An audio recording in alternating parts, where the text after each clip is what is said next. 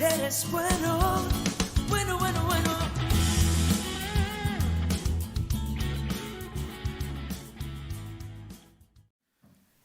El Evangelio según San Lucas, capítulo 13, versos del 10 al 17.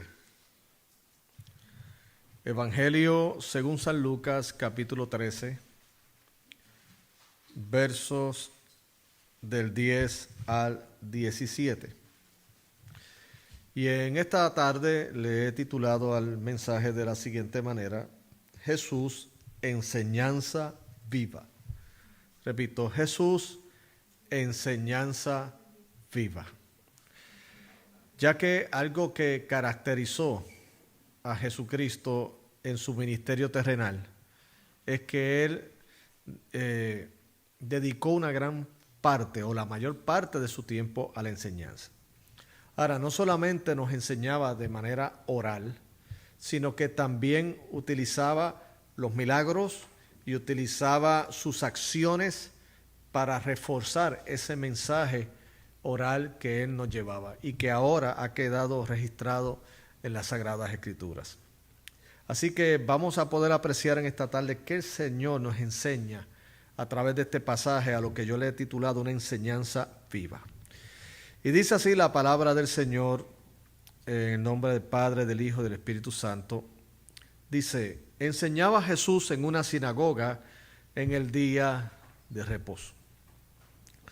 Y había allí una mujer que desde hacía 18 años tenía espíritu de enfermedad y andaba encorvada y en ninguna manera se podía enderezar. Cuando Jesús la vio, la llamó y le dijo: mujer, eres libre de tu enfermedad.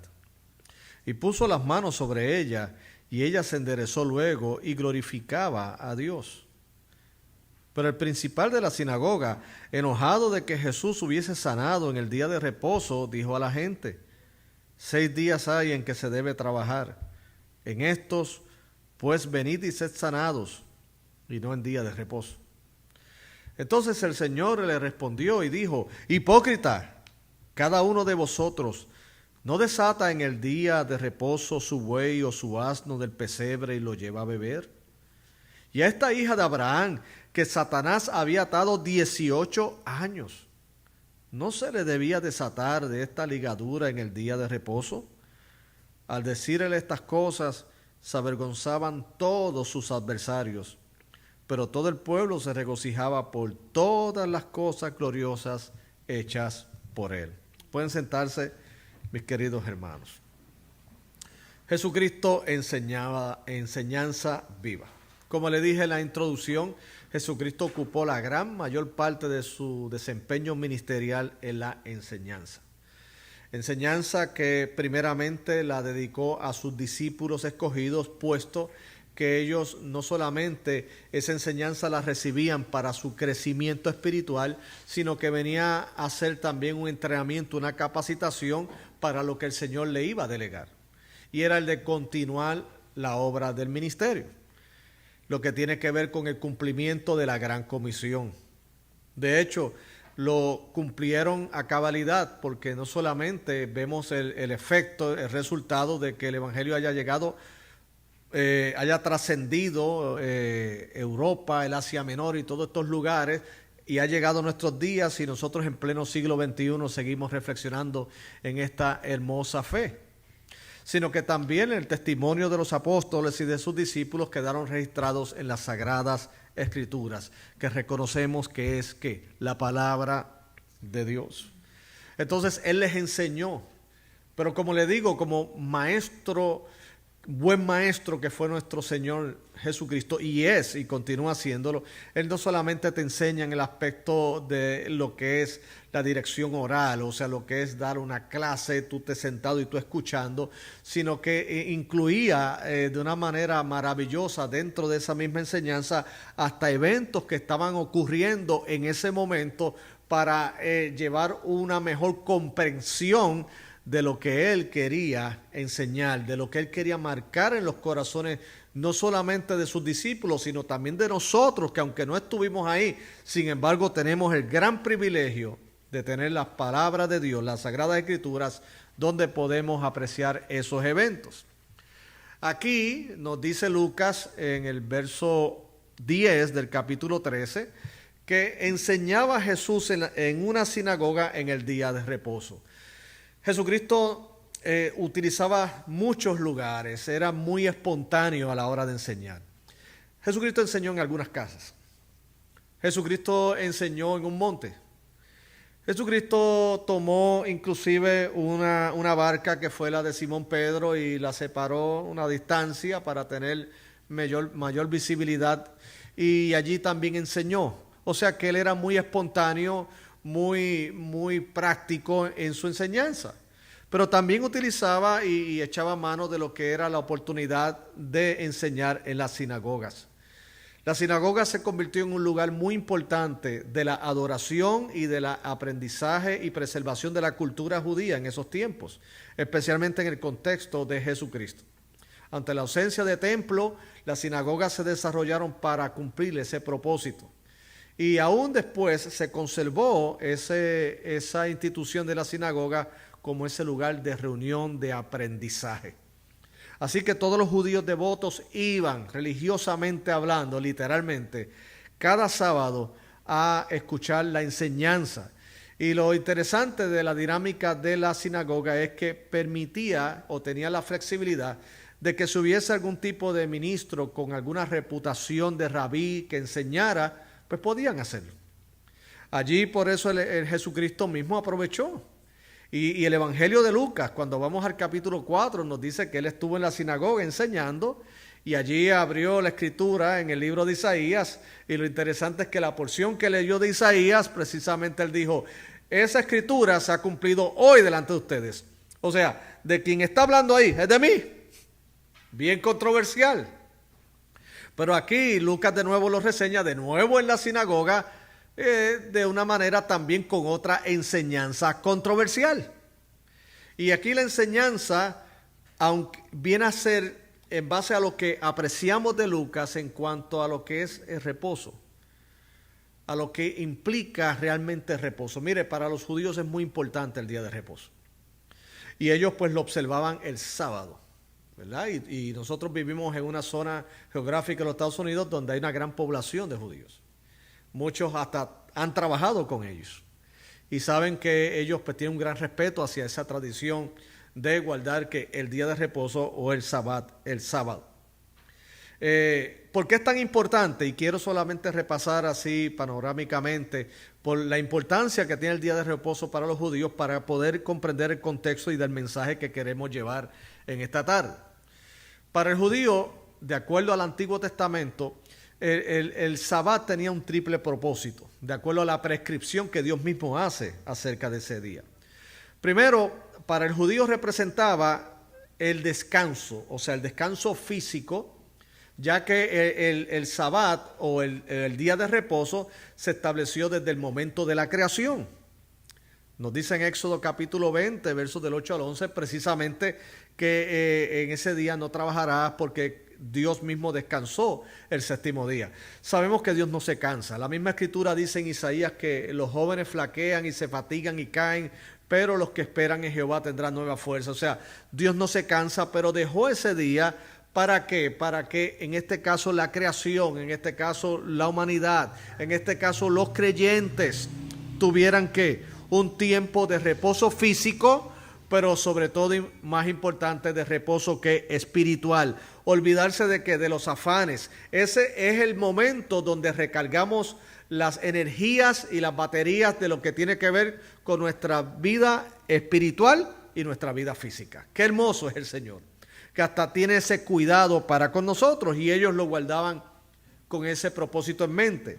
Pero también el día de reposo les recordaba a ellos que eran parte del pueblo del pacto de Dios. O sea, que eran el pueblo escogido de Dios. En Éxodo 31:13, ahí parafraseando, dice, mira, ustedes guardarán el séptimo día porque ustedes son el pueblo mío. O sea, que viene a ser una reafirmación de que son el pueblo del pacto, el pueblo escogido por Dios. Así que ese día, de nuevo, tiene un aspecto de descanso tanto físico como espiritual, que implica el descanso que tenemos en Dios, de no afanarnos y la importancia que tiene inclusive el cuerpo humano, porque muchas veces estamos solamente enfocados en el aspecto espiritual, que es muy importante, pero recordemos que a Dios también le importa nuestro cuerpo físico, porque nuestro cuerpo físico va a resucitar al final de los tiempos. Así que tener una buena mayordomía y un buen cuidado de nuestro cuerpo físico también glorifica ¿qué? A Dios. Queremos que descansemos. Él quiere que estemos bien. Y también, aparte de las dos razones que le acabo de exponer, bien importante, el día de reposo también es una recordación de la liberación de ellos del pueblo de Egipto. Ellos fueron esclavos por muchos siglos. Dios levantó a un líder, a Moisés, y liberó al pueblo de la esclavitud. Así que el pueblo en el Sabbat, en el día de reposo, pues descansaban de sus obras en términos físicos y mentales, les recordaban que era parte del pacto del pueblo de Dios y también les recordaban que ellos son un pueblo libre, que fueron sacados de la esclavitud de Egipto. Entonces, teniendo eso en mente y que no se le escape, precisamente, entonces Jesús está enseñando en el día de reposo conforme a la costumbre. O sea, y teniendo todas esas implicaciones teológicas y prácticas. Allí, mientras él impartía su enseñanza, nos resalta de parte de Lucas que allí había una mujer que desde hacía 18 años tenía espíritu de enfermedad y andaba encorvada y en ninguna manera se podía enderezar. Llama la atención que dentro de todos los asistentes, de acuerdo a Lucas, Jesucristo pone toda su atención ¿en qué? En esa mujer. Y cuando Jesús la vio, la llamó y le dijo: mujer, eres libre de ¿qué? De tu enfermedad. Y como pudimos apreciar en la lectura previo a la exposición del mensaje, pues ocurrió un gran milagro allí. Esta mujer fue enderezada, esta mujer fue liberada. Hubo una controversia allí teológica, cultural, que vamos a desarrollar más a continuación. Pero a fin de cuentas, resultó el efecto de lo que Dios en Cristo quería hacer. Y es que el pueblo se regocijara por las cosas gloriosas hechas por Él. Porque el fin de todo lo que Cristo ha hecho y seguirá siendo en nuestras vidas es para glorificar el nombre de Dios y Él mismo sea glorificado en todo lo que hace. Así que en ese momento tan tradicional, tan estricto del día de reposo, mientras Jesús enseñaba, yo quiero que tengamos en consideración estos 4 elementos que son muy importantes en la exposición de nuestro mensaje. Primero, en esa dinámica, en ese momento de ese tiempo de la sinagoga, Jesús, en cuanto a esa mujer, que no sabemos su nombre, pero sí es muy importante dentro de la narrativa, en cuanto a esa mujer, llamó la atención de Jesucristo. O sea, Jesús estaba enseñando y de momento la vio, porque eso es lo que dice el texto del verso 12. Jesús la vio, la llamó y le dijo. O sea, Él interrumpió su enseñanza para entonces tomar a esta mujer y poner toda su atención en ella. Pero de acuerdo a Lucas, era una mujer que visitaba esa sinagoga, que pese a su condición física, porque la descripción que la hace es de una mujer que está encorvada, o sea, y 18 años encorvada implica que esa dama lamentablemente tenía más contacto con el suelo que con el cielo, porque estaba completamente incapacitada. Sin embargo, estaba en la sinagoga. O sea, aún esa condición física de ella no le impedía ir a adorar a Dios. ¿Y eso qué enseñanza y qué ejemplo tiene para nosotros? Que aún siendo tan saludables y teniendo los medios para llegar y buscar de Dios, a veces no lo hacemos. Pero esta mujer, que lo más seguro es que pasaba desapercibida ante los miembros de la sinagoga, pasaba desapercibida, ignorada y hasta posiblemente rechazada por la sociedad, cuando ese día estaba en la sinagoga, estaba Jesús. Y para Jesús esta mujer no pasó desapercibida. Gloria a Dios. Jesús la vio. Y ese énfasis que hace Lucas implica que esa mujer no pasó desapercibida delante de él. Había más personas, pero Jesús vio a esa mujer. Y no solamente eso, sino que la llamó y le dijo: mujer, eres libre ¿de qué? De tu enfermedad. Cuando hablamos de Jesús como enseñanza viva, precisamente en el día de reposo, que es lo que Lucas hace énfasis, enseñando en la sinagoga y teniendo en consideración que el día de reposo dentro de su práctica involucraba el aspecto de la recordación y la conmemoración y celebración de lo que era el pueblo liberado de Egipto. Óigame, Cristo estaba en medio de esa cultura religiosa llevando vida. Mi hermano, cuando a mí me hablan de Jesucristo, me viene a la mente vida. Jesucristo dijo que el que cree en Él tiene vida, y vida ¿qué? En abundancia. Y cuando utilizamos el término vida en cuanto a lo que es una predicación, por ejemplo, cuando decimos, oye, esa predicación fue viva, ¿a qué nos estamos refiriendo? A que eso fue un mensaje que tocó nuestros corazones, a que fue una exposición que el Espíritu Santo utilizó para sacudir nuestra alma, que fue una exposición que nos llevó espiritualmente hablando a la presencia de Dios y disfrutamos del consejo de Dios. Cuando hablamos que vamos a un servicio cristiano y decimos, ese servicio está vivo, lo que estamos diciendo es que no fue aburrido, pero más que no fue aburrido, es que cumplió el propósito de ministrar. Allí estuvo presente el Señor y el Señor tocó los corazones de manera especial. Y cuando lo vemos en el libro de Santiago, que él hace este énfasis de una fe viva. ¿Cuál es esa fe viva? Pues una fe viva es no solamente aquella que dice que cree, sino que actúa de acuerdo a ¿qué? A esa fe. O sea, si dice que cree en el Señor, pues se mueve en dirección a esa fe. Viene a ser como Abraham, que no solamente dejó Ur de los Caldeos para cumplir el propósito de Dios, sino que también hasta ofreció a su hijo Isaac en sacrificio, porque Dios así le demandó. O como fue en este caso la mujer que hospedó a los espías, de acuerdo al libro de Josué. O sea que la fe actuó, las obras actuaron juntamente que la fe.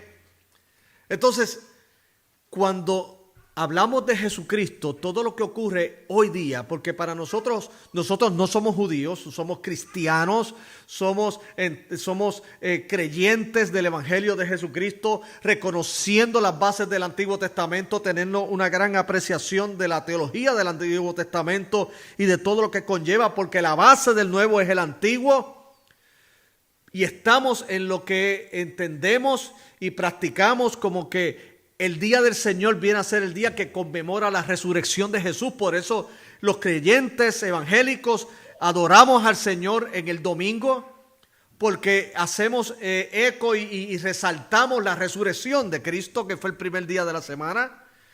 Entonces decimos que esta reunión donde están los santos de Dios, donde está el pueblo de Dios, no puede ser un culto muerto. No puede ser un culto muerto primeramente porque el objeto de nuestra adoración no está muerto, está vivo. Segundo, como dice el apóstol Pedro refiriéndose a nosotros, somos piedras vivas. O sea, implica que hay una acción, hay un dinamismo. Y lo que hace que todo esto esté vivo es que el Espíritu Santo de Dios esté presente. Entonces, ¿qué quiere decir? Que cada vida que entra por las puertas de este edificio, que hoy se constituye como iglesia porque estamos aquí, cuando está adorando al Señor, tiene que tener, y eso es muy justificable, el tener la expectativa que Dios le hable hoy a través de la palabra que se está exponiendo. Y que hoy Dios hable de tal manera a tu corazón que tú hasta llegues a pensar y a creer, Dios mío, este pastor parece que me conoce, sin embargo, porque está hablando todo lo que tiene que ver relacionado a mí.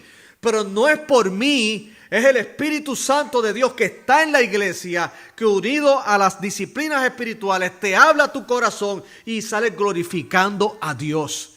Y entonces tú puedes percatarte que tú no eres un asistente más. Tú te puedes percatar que no eres simplemente una visita más. Tú te puedes percatar que esto no es una asistencia rutinaria, tradicional, religiosa, sino que en cada servicio es un encuentro personal con nuestro Dios. Bendito sea Dios. Jesús la vio. Jesús la vio. Así como Dios nos ve a cada uno como entes individuales, ciertamente nos ve de manera colectiva, pero tu situación que está escondida ante el conocimiento de los demás, sin embargo, está presente delante de Dios. Allí las personas sí podían dar fe de lo que físicamente le pasaba a esta mujer, que estaba encorvada, pero todas las situaciones emocionales y complicaciones psicológicas que tenía esa condición, la gente no tenía ni la más mínima idea. A lo mejor, si es que se molestaron en analizar sobre ella, si es que se molestaron, a lo mejor dijeron, la debe estar pasando mal. Pero no, esta mujer por 18 años tuvo que haber pasado un infierno. Verse que no tiene todas las capacidades que una persona normal tiene. Y aún más, que de acuerdo a Jesucristo, parte de esa condición física tenía como razón Satanás, que la tenía atada. Pero mis queridos hermanos, cuando alguien llega a un lugar que no solamente es un lugar que conmemora religión, sino que adora a un Dios vivo, qué cosas grandes pasan, bendito sea el nombre del Señor. Como decía un viejo cántico, donde está el Espíritu de Dios, allí hay ¿qué? Libertad. Y esta mujer llamó la atención de Cristo. Miren, mis queridos hermanos, uno puede pasar desapercibido delante de los demás. Inclusive algunos pues podrán concluir en base a solo lo que la vista física les alcanza a ver. Pero Dios ve más allá. Dios ve ese conflicto que tenemos en nuestro corazón. Ese conflicto que a lo mejor lo que lleva es una semana nada más en tu corazón, pero también aquel como el de la mujer de la historia, 18 años. Y esto es bien propio de las narrativas de los evangelios, porque en otra parte, cuando te habla de una mujer de un flujo de sangre, te dice cuántos años esa mujer estuvo con esa aflicción. Y te describe también esa condición de drenarse física y emocionalmente que la llevó a tomar el manto de Jesús. Aquí Lucas, como médico al fin, porque este acontecimiento está solamente registrado en el Evangelio de Lucas, él la describe, 18 años, encorvada, y de ninguna manera se podía enderezar. Aquí prácticamente un diagnóstico médico. Esta mujer no se podía enderezar, humanamente hablando. O sea, tenía básicamente una condena de vivir así hasta que llamó la atención de Jesús. Mi hermano, usted y yo pasaremos desapercibidos ante el ojo humano, pero jamás delante del ojo de Dios. Delante de la misericordia de Dios, ninguno de sus hijos pasa desapercibido. Como bien dijo en la parábola de la oración, cuando dijo, ¿cómo no escuchará los ruegos y las peticiones de sus escogidos que claman a Él día y noche? Somos el pueblo de Dios y siempre sus ojos están atentos a nuestras acciones y sus oídos prestos a escuchar nuestras peticiones. Tu necesidad, mi necesidad, nuestra necesidad espiritual, física, emocional, está presente delante del Señor. Y ese lugar, esa sinagoga, que solamente era una acción religiosa con muchas rutinas, rutinaria, que era un tiempo de que pues voy ahí, salgo y entro, de momento por la presencia de Jesús se transformó en algo vivo.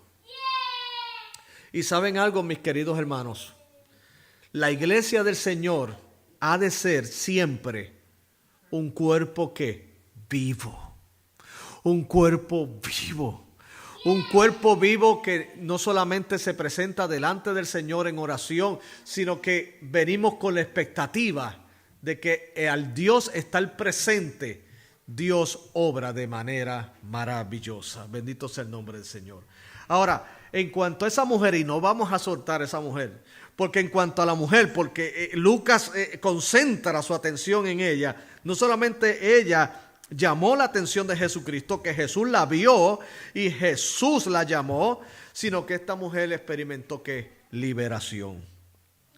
Miren, hermano, ¿cuántos años habrá ido esta mujer a la sinagoga?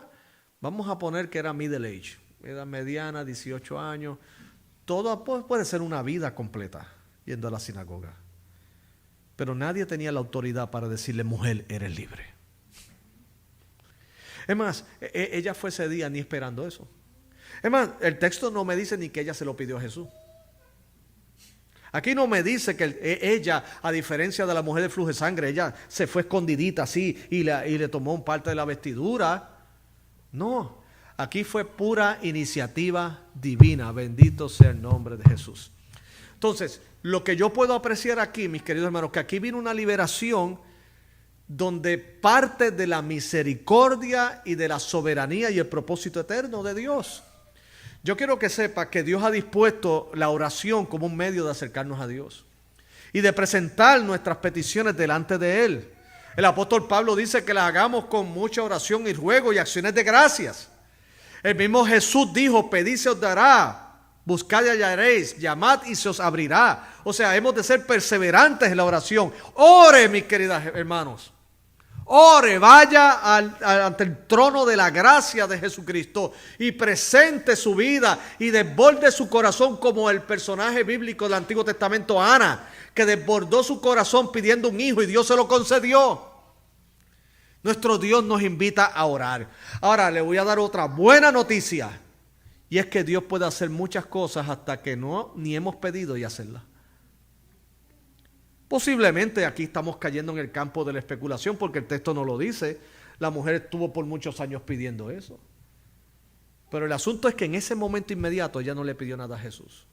Es simplemente Jesús la vio, la llamó y le dijo, mujer, eres libre. Oh, mis queridos hermanos, qué divina sorpresa es tener que alguien visite una iglesia no esperando tener la atención de Dios y mucho menos la iniciativa de Dios para salvarle, y en ese momento el Espíritu de Dios abra su corazón y le diga, mujer, hombre, joven, niño, eres libre. Eres libre de lo que te ata. Eres libre del pecado que te ha agobiado, que te ha separado de Él. Eres libre de ese rencor. Eres libre de la condición física que te está acosando en tu corazón y te está afectando. ¿Saben por qué? Porque Dios sana, bendito sea el nombre del Señor. Nosotros creemos como iglesia que Jesucristo tiene el poder para sanar hoy también. Que esto no es una cuestión de que ahora yo veo a Lucas y digo, oye, qué cosa linda hizo Jesús en esa mujer. Y entonces lo mirara como con cierta nostalgia y hasta posiblemente con cierta envidia. Pero yo no tengo ni que mirarla con nostalgia ni con envidia, sino con fe de que hoy Jesús puede hacer lo mismo. De que puede no solamente restaurar al pecador a la presencia de Dios y darle paz y perdón, sino que también aquel que está en enfermedad, levantarlo, decirle, levántate. Y en el caso eres libre de tu enfermedad. Bendito sea el nombre de Jesús. Así que en esa enseñanza viva apreciamos que en ese día de reposo, Cristo mismo sigue siendo ese reposo vivo en la sinagoga, porque captó su atención, captó la atención de esa mujer, él puso sus ojos sobre ella. Y la creación misma en su reposo es la consideración que Dios tiene hacia su pueblo, una gran consideración. Sino que también experimentó la liberación. El pueblo judío a nivel nacional había experimentado la liberación de la esclavitud de Egipto. Pero mi hermano, no dejemos eso allí. Dios sigue siendo redentor de su pueblo para siempre. Cristo nos libera del pecado. Cristo nos libera de nuestras dificultades. Cristo sigue obrando en nuestra vida, hasta que estemos en la mismísima presencia del Señor con un cuerpo glorificado y con todas las cosas completamente diferentes y restauradas. Pero no solamente en ese ambiente, mis queridos hermanos, porque aquí hemos apreciado esto de que en cuanto a la mujer, Cristo tuvo atención de ella, la liberó, pero también, mis queridos hermanos, Él valoró a esta mujer. La valoró. ¿Y dónde estuvo la valorización que tuvo Jesucristo de esta mujer? Es en la manera en que Él se expresa de ella. Miren qué lindo, en el verso 16. Y a esta hija de Abraham, escuche esto, y a esta hija de Abraham. Muchas veces pasamos por alto expresiones, pero yo creo que merece esta expresión detenernos un momento. No solamente Jesús prestó atención de ella, lo que otros posiblemente ella pasaba desapercibida. Por lo regular nuestras sociedades, así como en la antigüedad, están hechas que para aquel que necesita es el más que pasa desapercibido. La gente no quiere estar con el que necesita, sino con el que le puede dar. Es así. La gente quiere estar con el hermoso, no quiere estar con el feo. Quiere estar con el saludable, no quiere estar con el enfermo. Quiere estar con el rico, no quiere estar con el pobre.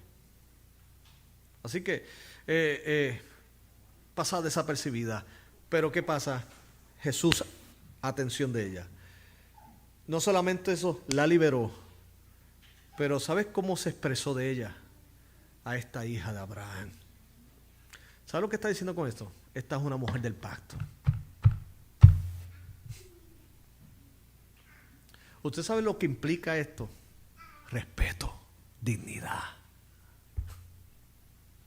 Y más en una cultura donde había un patriarcalismo sumamente extremo en algunas ocasiones, donde la mujer prácticamente no se le consideraba solamente era para acciones domésticas.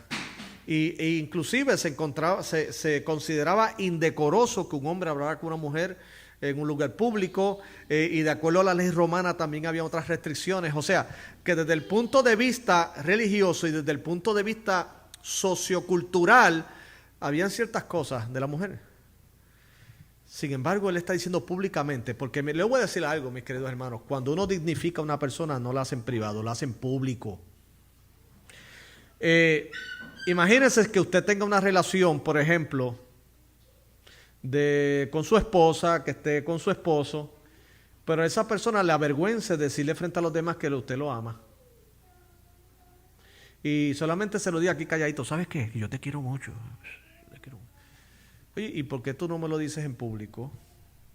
Ay, que no sé, me da pena. ¿Por qué te da pena? Ok. O sea, cuando tú quieres realmente reconocer a alguien la valía, la dignidad de un ser humano, no solamente díselo en público, díselo también en privado.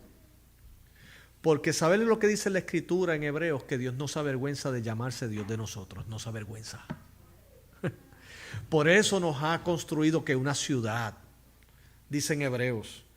Entonces, mis queridos hermanos, aquí yo aprecio la atención que Jesús tuvo de esta mujer necesitada, su liberación y su valoración. En el Evangelio se nos rescata nuestra dignidad como ser humano.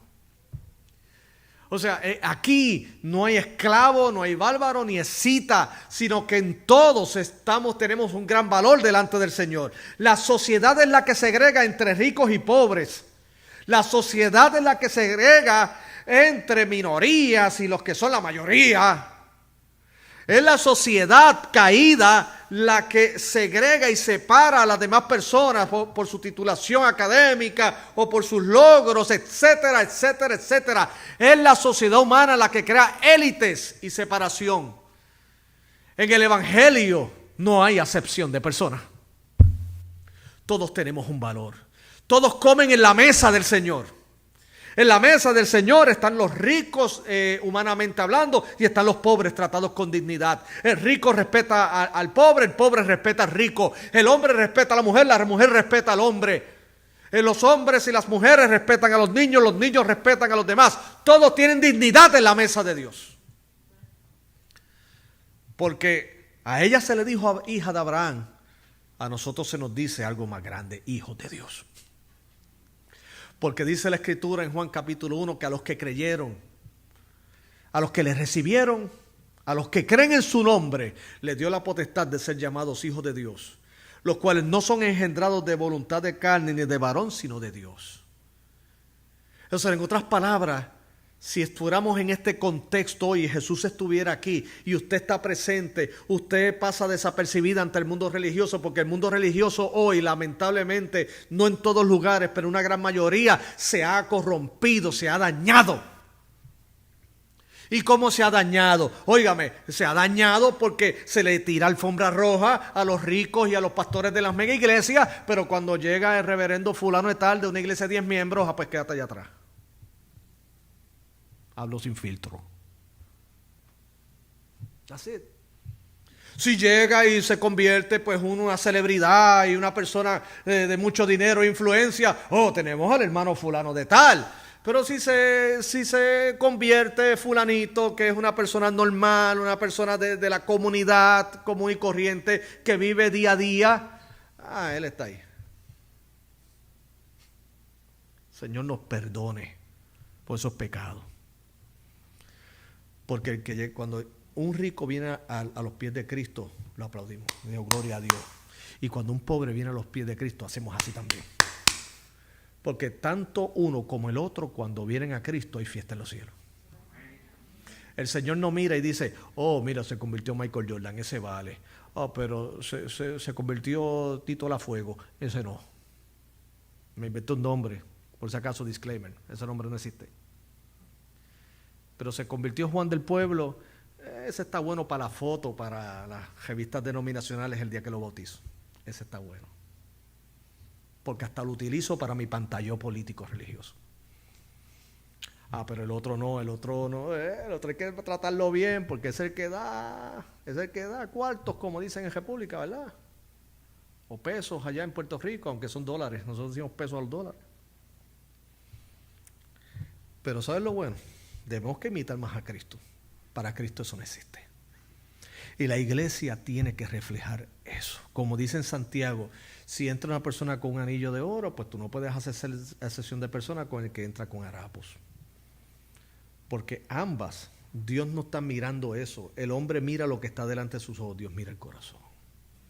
No rechazamos a rico por ser rico porque necesita a Cristo. Y gloria a Dios por eso. Pero jamás al pobre por ser pobre. Apreciamos que aquel de influencia social venga a Cristo, gloria a Dios. Pero cuánto celebramos que la ama de casa, la maestra, el conserje, todos los que componen esta hermosa sociedad vengan a los pies de Cristo. Porque a fin de cuentas, hermanos, yo les voy a decir algo, los títulos académicos, las posiciones económicas, todo eso se queda aquí. Cuando estemos delante del Señor, hasta de acuerdo a Juan en su visión simbólica que vio, todos estamos vestidos iguales de blanco. A menos que haya alguien que diga, sí, yo soy vestido de blanco, pero la mía viene de lino fino. Y el tuyo lo compraste, en Puerto Rico le llamamos una tienda barata, se llama Me Salvé. ¡No! Todos estamos vestidos con la misma calidad. Con la calidad de la justificación y la gracia de nuestro Señor Jesucristo. Dios valoró a esta mujer. Esta mujer no solamente fue libre de su enfermedad. Esta mujer tuvo una experiencia viva con Cristo allí, sino que, oye, hija de Abraham. Ella no solamente ya podía caminar erguida, porque ya no tenía su condición física, sino que también resonaría en su mente, soy hija de Abraham, soy pueblo del pacto. Y por último, no menos importante, en la enseñanza viva de Cristo ahí, ¿sabe lo que hubo? Corrección. Ahora es en cuanto a los religiosos. En cuanto a la mujer, atención. En cuanto a la mujer, liberación. En cuanto a la mujer, valoración. En cuanto a los religiosos, te tengo que corregir. ¿Qué fue? Porque de acuerdo al texto, nos dice que entonces el principal de la sinagoga lo describe Lucas enojado de que Jesús hubiese sanado en el día de reposo. El enojo del hombre no respondía a que la mujer hubiera sido sanada, sino que cuando ocurrió esa sanidad, y fue en el día de reposo. Ellos eran tan estrictos que ellos entonces decían, no, en el día de reposo tú no puedes hacer absolutamente nada. Pero ¿qué ocurre? Jesucristo, que conoce los corazones, dio una expresión muy fuerte, muy contundente, pero muy necesaria. Verso 15. Cuando él fue con su argumento, le dijo, miren, en otras palabras, yo creo que este hombre dijo, mira, hubieran esperado hasta mañana para hacer esa sanidad. Jesús, ¿por qué no esperas hasta mañana? Porque en sábado no hagas eso. No lo hagas el día de reposo. En otro día está bien, pero ahora no. Porque dice, 6 días hay en los que se debe trabajar, en estos pues venirse sanados y no en día de reposo. O sea, consideraba la sanidad de una persona un trabajo. Y el Señor le respondió, le dijo, hipócrita. Wow, Jesús. Dice, hipócrita. Cada uno de vosotros, y él le dice, miren, y es lo que pasa con el legalista. Yo le voy a explicar brevemente, no me voy a extender mucho. Los legalistas no son consistentes. Le voy a explicar qué es. Yo puedo respetar y puedo tener, aunque difiera de alguien que aunque no tenga unas ideas correctas, pero sin embargo es consistente. O sea, no me digas a mí que esto es pecado, pero para lo que tú haces, entonces no es pecado. O sea, no me vengas a mí a decir, no, Pastor Pacheco, el básquetbol es pecado, pero el fútbol es de Dios. ¿Cuál es la diferencia? ¿El balón? ¿Cuál es la diferencia? ¿La regla? ¿Cuál es la diferencia? No, pastor, le voy a decir algo, no es de Dios comer cordero, es de Dios comer pollo. ¿Cuál es la diferencia? Ah, bueno, yo sé, una es ave y otra es qué sé yo.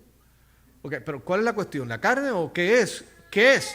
Entonces, la inconsistencia del legalista es que te dice a ti, no hagas esto, pero ellos hacen otras cosas. ¿Cuál es lo que Jesucristo está viendo aquí? La inconsistencia. Y él dice, bueno, ustedes dicen que no se puede, ¿verdad?, sanar a esta mujer en el día de reposo, pero dice, no desata en el día de reposo su buey o su asno del pesebre y lo lleva a beber. O sea, ellos decían que no se podía sanar a esa mujer allí, pero sin embargo, ellos tenían ¿verdad?, una cláusula, digo yo, como que si había un buey o un asno, un animal de ellos, y tenía sed, pues lo desataban y lo llevaban a beber agua. Ah, pero eso no era trabajo. Digo, a menos que lo llevaran por la mente. Entonces Jesús está diciendo, ven acá, un animal, tú puedes desatarlo para darle un beneficio como tomar agua. Y a esta hija de Abraham hay que entrar a la dignidad. Y a esta hija de Abraham que Satanás había atado 18 años, ¿no se le debía desatar de esta ligadura en el día de reposo? Se quedaron callados ellos, avergonzados, dice Lucas. No es para menos, yo me hubiera hecho un cambio plástico en la cara. La vergüenza. Porque los confrontó con su inconsistencia. Entonces, ¿qué es la corrección aquí, mis queridos hermanos? En el día de reposo es precisamente celebrar y descansar físicamente por motivo de la prescripción de la creación. También es una cuestión que nos recuerda que somos del pacto y también de nuestra liberación, en el caso de Israel, de la liberación de Egipto. Pero mis queridos hermanos, para Cristo la compasión es todo. Jesucristo no vino a violar el sabbat. Jesucristo lo que vino a corregir lo que estaban haciendo del sabbat. Y cómo el espíritu religioso legalista daña la fe. En el contexto nuestro daña congregaciones y expone a hipocresía a sus expositores. No se puede hacer muchas cosas en el día de reposo, pero las que le conviene a ellos sí se pueden hacer. Para el Señor todo lo encerró con la siguiente expresión, porque misericordia quiero y no sacrificio, y conocimiento de Dios más que holocaustos. La misericordia de Dios ha de ser ejercida aún en el día de reposo. El día de reposo implica nuestra adoración a Dios y la consideración de nuestro prójimo, de nuestros hermanos en la fe. Por lo tanto, el día es para glorificar a Dios sin descuidar aquello que glorifica a Dios. Termino con esto, mis queridos hermanos. Jesucristo, una enseñanza viva. Y nos viene a enseñar que realmente, a fin de cuentas, ustedes saben cuál es nuestro reposo. Nuestro reposo se concentra en una persona y es Cristo Jesús. Jesucristo dijo, venid a mí todos los que estéis trabajados y cargados, que yo te voy a hacer descansar. Para nosotros los creyentes evangélicos, Cristo es nuestro descanso, Cristo es nuestro sabbat. Sí tenemos un día que lo separamos para adorar a Dios, nos congregamos como no es meritorio, pero nunca olvidemos que nuestro descanso no es nuestras actividades religiosas, sino una persona que es Cristo Jesús. Aquel que dijo, en el mundo tendréis aflicción, mas confiad, yo he vencido al mundo. De aquel que dijo que si el Hijo libertare, seréis verdaderamente libres. Y aún en el día de la congregación es cuando más la actividad de Dios se puede producir.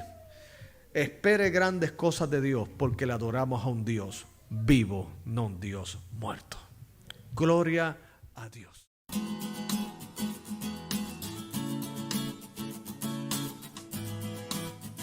eres bueno.